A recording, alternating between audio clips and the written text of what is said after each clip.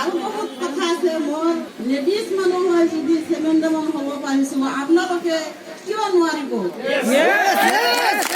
মই আশা ৰাখিম যে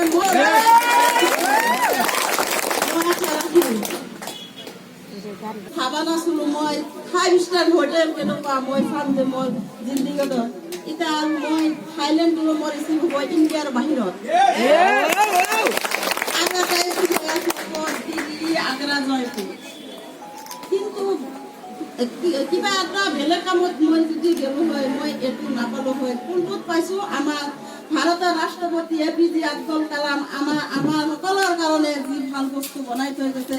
মই যেনেকৈ বুকত সামুতি লৈছোঁ, আপোনালোকে সকলোৱে বুকত সামুতি লওক।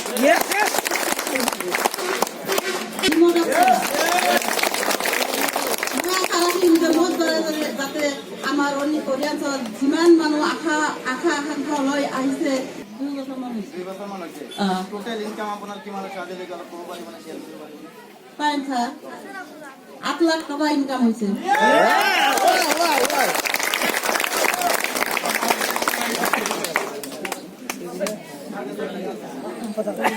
জয় অৰেঞ্জ,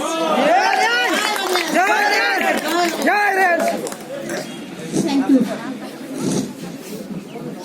ধন্যবাদ, খুব ভাল লাগিল না? কি হব এতিয়া? কি হব এতিয়া? জবেদা মেম, মই কৈছিলো নহয় যেতিয়া MLA আহি যায়।